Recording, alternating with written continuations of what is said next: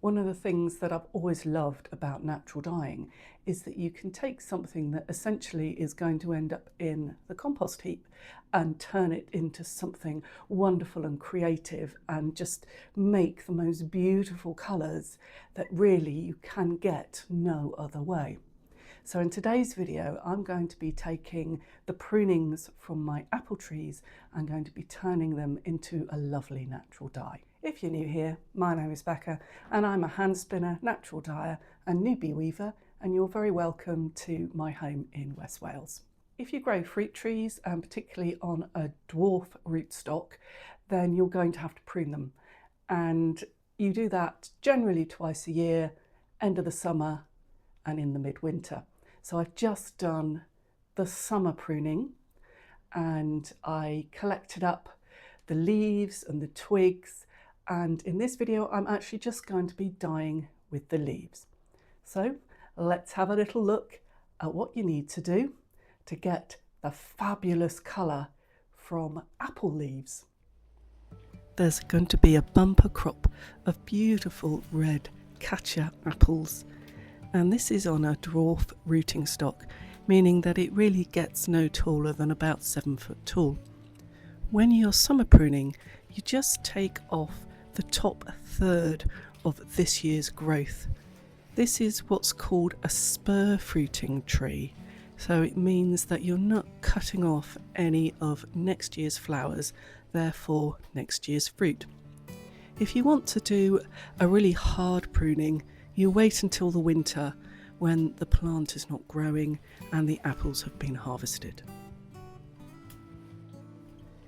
I collect all the prunings and I use the twigs as kindling, so they're in a container just drying off, but the leaves I'm using for the dye bath.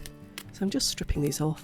You can see they've started to dry and go brown, and that really is fine. They're still going to produce an excellent colour even though they've started to dry. You can see I've got lots of leaves here. I'm topping it up with rainwater, and then I'm going to cook these leaves for about an hour and then leave them for about 48 hours before I drain off the dye liquid. And you can see what a wonderful colour has been created, and that is essentially tannin. And one of the things about using any part of a tree for dyeing is that if you've got tannin, then you very often don't need to use a mordant in order to get the colour to stick to either your fabric or your fibre, depending on what you're dyeing.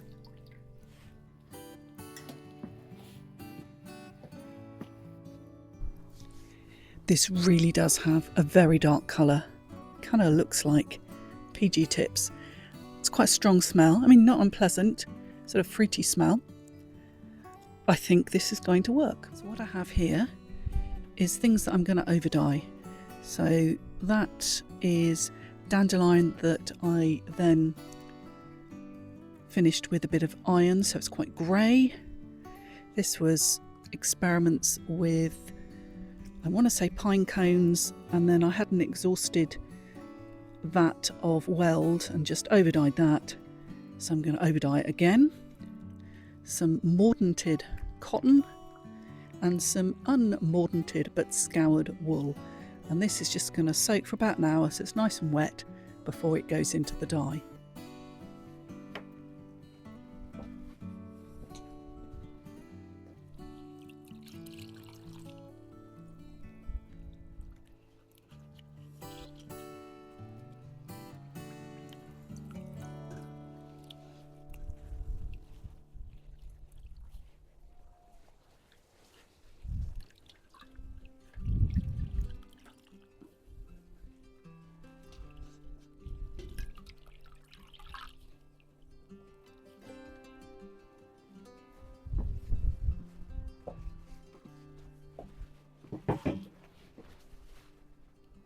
So I'm going to put that on the stove, bring it up to simmering point, but I won't boil it, and I'll let it sit there for about an hour.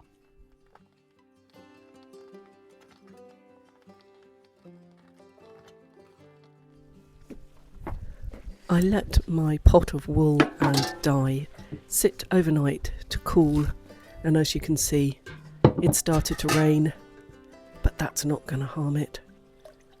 And as you can see, the colour has taken really, really well. So the next job is to drain it, rinse it a couple of times and let it dry so we can have a proper look and see what colours have been achieved.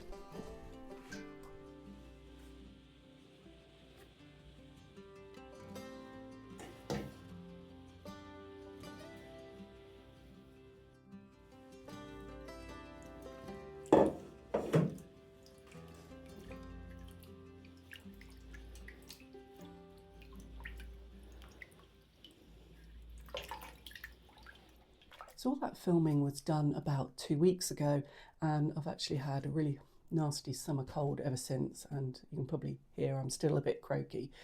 But 2 weeks later, and these are the results. So this is just the little square of cotton, and that had been mordanted, but I really think I would have got a colour even without a mordant. It probably wouldn't have been as dark, but it definitely would have worked. Then I've got my various bits of fleece and wool. Most of them were over dyed, and actually you can't really tell a huge difference between this that didn't have any mordant, it was just scoured, and this which had some iron mordant and some dandelion dye on it. I mean, there is a bit of a difference, but it's not huge. And then this one, I think, I can't actually remember what that was dyed with, but that was over dyed as well. And then the darkest one had been lots of dyeing experiments. I didn't really like the results, so I just did another bit of over dyeing. And that is something that you can do. So when you're experimenting and learning, if you don't like the results you get, just over dye it with something. And one of the great things about YouTube is it does mean you're actually recording what you're doing. I'm really bad at making notes of what I've done, and I have to say, actually making videos and just recording it, great way of actually remembering what it is that you've done, because you can just look back at the video. So I think I'm going to go outside and turn the camera around so that you can actually have a proper look at these colours in the daylight and just see if you can tell the difference. So here we have the cotton, and it's a little bit patchy. I probably shouldn't have dyed it in with the wool, because it meant that I couldn't really stir it around, because you don't want to kind of get the wool all felted.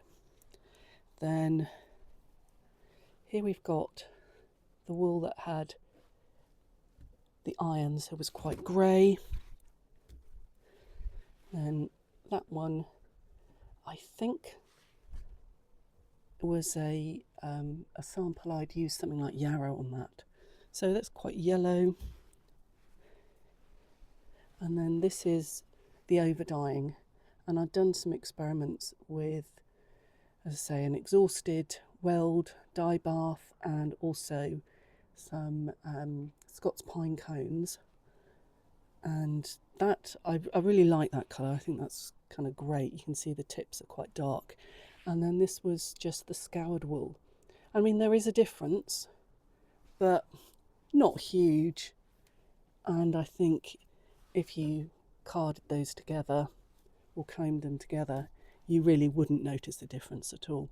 So I'm very pleased with these experiments, and definitely going to have a little go with the bark, and that'll probably be a bit later in the season. If you're new to natural dyeing, then I've got a book I'm going to recommend to you. This is Wild Colour by Jenny Dean, and I'll leave a link for that in the description below. So if you're watching this in real time, then we're beginning of August, and I am due to send you out a newsletter if you are on my newsletter. And again, I will leave a link to the newsletter below. And if you sign up, as a thank you, I actually send you a PDF of how to mordant wool for natural dyeing. As I said, Because of this cold, I am a bit behind with everything, so the newsletter will be coming out soon, but probably not for another couple of days because I am still struggling a little bit with this cold. So I hope you found that useful. If you have questions, just pop them in the comments below. Always delighted to answer them, and I will see you very soon. Bye for now.